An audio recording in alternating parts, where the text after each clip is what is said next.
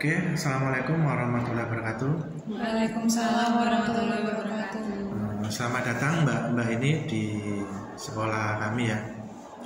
Saya Daniel Yuda Kumoro yang kebetulan memiliki channel YouTube ini ya, namanya sama, Daniel Yuda Kumoro. Dan hari ini saya memohon izin untuk Mbaknya berdua untuk saya podcast atau wawancara guna memberikan motivasi buat anak-anak khususnya kelas 12 yang nanti ingin melanjutkan studi. Karena memang tema YouTube saya ini memang untuk studi lanjut salah satunya. Ya mudah-mudahan nanti dari perbincangan diskusi kita bisa memotivasi siswa-siswi kelas 12 dan juga tentu adik-adiknya kelas 11 dan kelas 10 supaya bisa menyiapkan nilai raport maupun prestasi non akademisnya. Sebelumnya jangan lupa untuk terus mendukung channel ini dengan cara mengklik subscribe, like, dan nyalakan loncengnya untuk langsung mendapatkan notifikasi terbaru. Dan bagikan sebanyak-banyaknya informasi ini, mudah-mudahan bermanfaat. Tuliskan di kolom komentar pendapatmu tentang konten ini maupun ide atau gagasan untuk video berikutnya. Oke, kita kenalan dulu sama mbaknya yang sebelah kiri. Namanya siapa mbak? Perkenalkan, nama saya Naura Tabina dari jurusan Psikologi Universitas Brawijaya. Oke, angkatan tahun Saya angkatan 2019. 2019, berarti udah 4 tahun ya mbak ya? Iya, sudah lulus. Sudah lulus, alhamdulillah. Ini juga udah skripsinya juga sudah kelar berarti ya? Iya, sudah selesai Pak, alhamdulillah. Ya. Aslinya dari mana mbak? Saya asli Tangerang. Oh, Tangerang, Jawa Barat. Banten Pak. Oh, itu masuk Banten Iya. ya? Oke. Mbaknya yang satunya ya? Iya, perkenalkan nama saya Rahmalita Bisani, bisa dipanggil Lita. Saya aslinya dari Kediri dan saya melakukan studi di jurusan psikologi, fakultasnya Fakultas Ilmu Sosial dan Ilmu Politik di Universitas Brawijaya.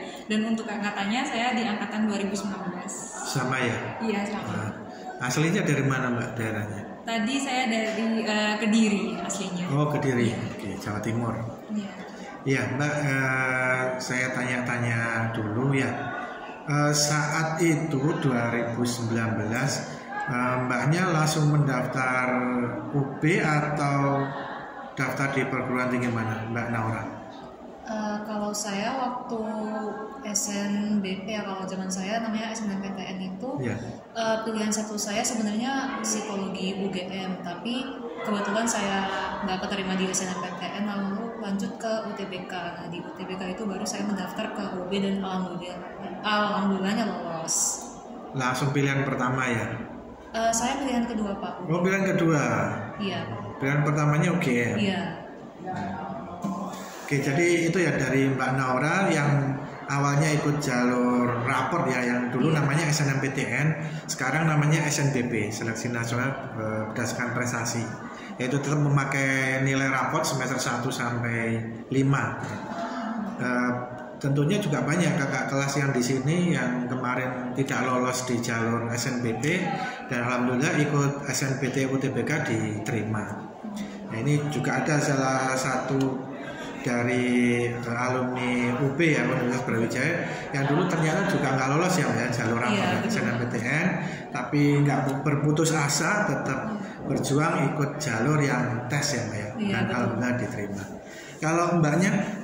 Kalau saya pengalamannya hampir sama dengan Naura. Ya. Jadi awalnya memang saya keterima untuk lolos di tingkat sekolah yang SNMPTN. Kemudian saya juga memilihnya waktu itu di Psikologi Universitas Indonesia di UI. Cuman karena waktu itu memang saya tidak keterima, akhirnya saya mencoba untuk SBMPTN atau sekarang SNBP. Ya. Nah, untuk yang SNBP sendiri saya juga keterimanya di Universitas Brawijaya di jurusan psikologi. Itu waktu itu saya di pilihan kedua. Di pilihan pertama saya waktu itu di UGM psikologi. Oh, sama ya? Iya betul, sama. Kalau di UB sana ngekos ya mbaknya? Iya Pak, saya ngekos. Ngekos, mbaknya juga ya? Kalau saya di rumah keluarga, jadi masih ada. Iya, jadi masih ada tempat tinggal di sana. Iya. Oke.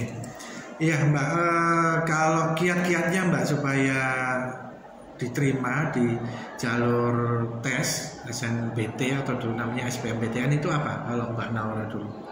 Kalau saya waktu itu karena sudah diwanti-wanti sama guru bimbel dan sama kakak kelas saya juga untuk belajar itu jauh-jauh hari. Jadi saya dari awal kelas 12 itu sudah mulai menyicil belajar untuk UTBK, lalu sering ikut tryout juga, tryout entah dari bimbel atau tryout yang diadakan di tempat lain.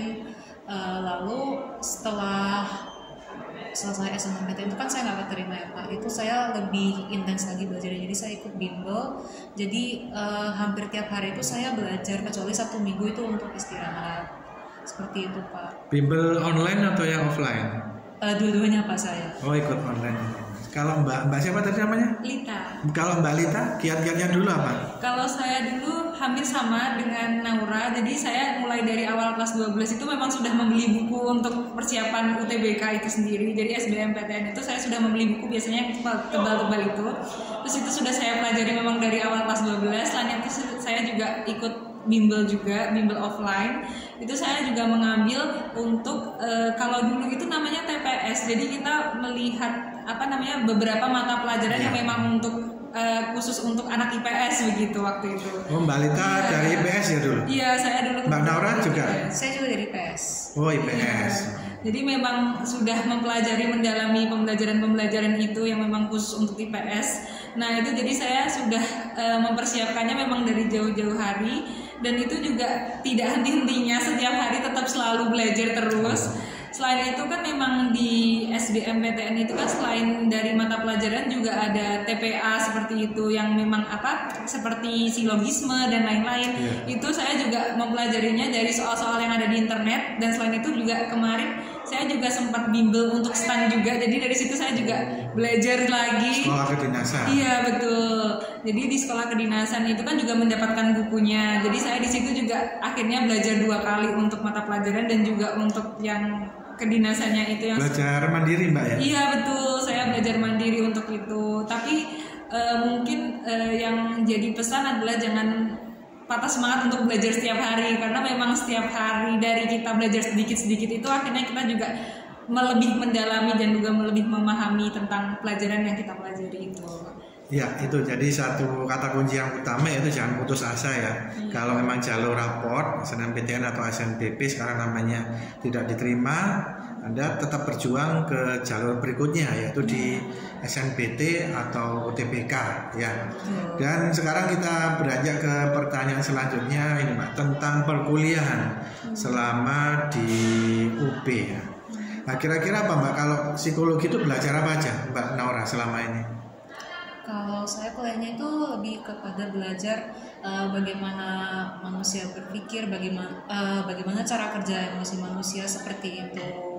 Nah, psikologi sendiri itu ada beberapa peminatannya Pak. Ada psikologi klinis, itu lebih ke mempelajari tentang gangguan mental seperti depresi atau kecemasan seperti itu. Lalu ada psikologi industri organisasi, itu mungkin kalau Bapak dan teman-teman tahu itu seperti human resource, jadi lebih kepada HRD, jadi lebih kepada rekrutmen, lalu seleksi calon pegawai seperti itu. Lalu ada juga psikologi sosial dan ada juga psikologi pendidikan. Nah, psikologi pendidikan ini lebih kepada belajar bagaimana sih caranya kita memahami bakat setiap anak, minat setiap anak, termasuk juga mungkin teman-teman yang punya bakat istimewa atau punya disabilitas, itu kami juga mempelajari bagaimana caranya kita menghandle anak-anak yang punya kebutuhan khusus seperti itu. Peminatannya apa Mbak Naura di sana? Kalau di psikologi UB memang tidak ada peminatannya Pak, kebetulan. Jadi kami bebas mengambil mata kuliah apapun yang kami minati. Cuma kalau saya sendiri itu lebih banyak di ranah klinis dan pendidikan. Karena itu nanti berhubungan ke skripsinya ya? Iya benar Pak. Waktu itu skripsinya tentang apa Mbak? Kami meneliti tentang kesejahteraan siswa di sekolah. Kebetulan saya dan teman saya Lita ini kami ikut skripsi payung, jadi itu seperti topik penelitian besar dari dosen pembimbing yang akhirnya dibagi ke beberapa mahasiswa seperti itu. Nah, kebetulan kami satu payung, satu dosen pembimbing juga, jadi memang topik skripsinya sama seperti itu. Oke, kalau Mbak Lita ini apa yang membuat Mbak Lita tertarik mempelajari psikologi di Universitas Brawijaya ini apa dulu? Betul. Kalau menurut saya sendiri karena mungkin yang membuat saya menarik itu karena kita juga lekat dengan orang-orang di sekitar ya. Jadi memang psikologi itu banyak mempelajari mengenai perilaku manusia, cara berpikir manusia, kejiwaan manusia, itu memang sangat lekat. Jadi setiap hari kita juga akan menjumpai manusia-manusia itu sendiri dengan berbagai karakter. Nah, itu yang membuat saya akhirnya ternyata memang mempelajari manusia itu memang menyenangkan karena ternyata kita juga mempelajari bagaimana setiap manusia itu sendiri masing-masingnya itu bisa memiliki keunikan masing-masing seperti itu. Selain itu kalau di UB sendiri karena memang tempatnya dekat dan mungkin jadi alasan yang utama itu karena dingin, di Malang itu dingin. Ya. Jadi mungkin itu yang bisa menjadi alasan saya itu bisa tertarik untuk masuk di psikologi Universitas Brawijaya. Ya, karena memang di Malang sendiri namanya kota pelajar ya. Iya, betul. Karena adem itu udah enak buat belajar. Iya, betul. Oke. Kalau rencana setelah lulus ini apa Mbak? Apakah sudah punya angan-angan untuk bekerja di sebuah lembaga ataukah ingin berwira swasta Mbak Lita?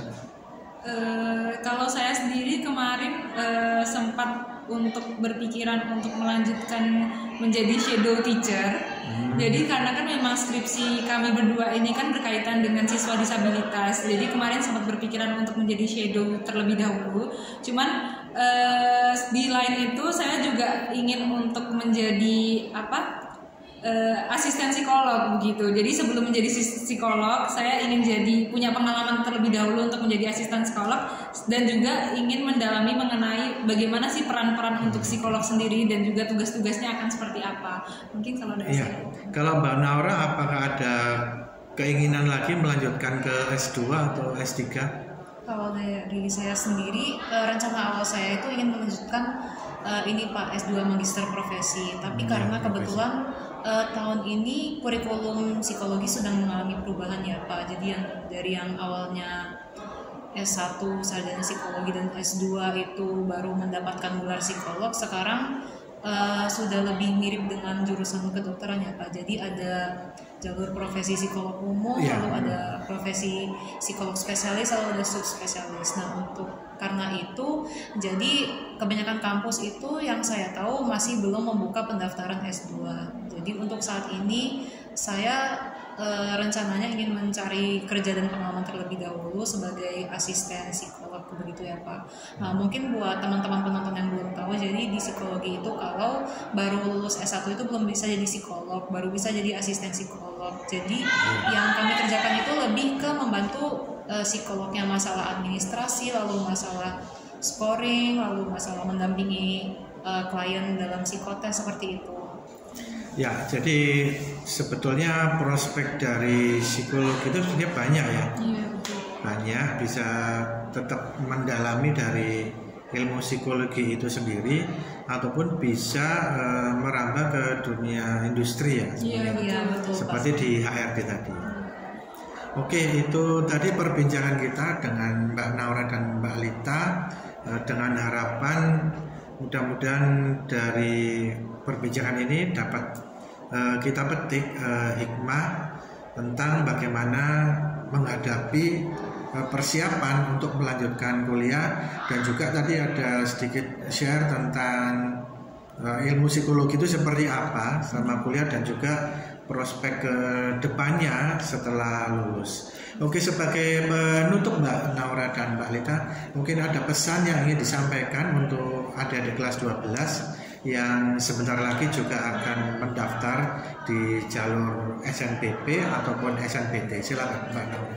Oke, kalau dari saya yang pertama buat teman-teman kelas 12, semangat belajarnya, jangan putus asa. Kalau misalkan kalian ditolak di satu jalur atau di satu kampus itu jangan menyerah, karena sebenarnya jalur masuk kampus itu masih banyak sekali ya. Ada SNBT, lalu ada jalur mandiri. Lalu kalau tertarik bisa coba kampus lain seperti STAN atau kedinasan atau mungkin swasta.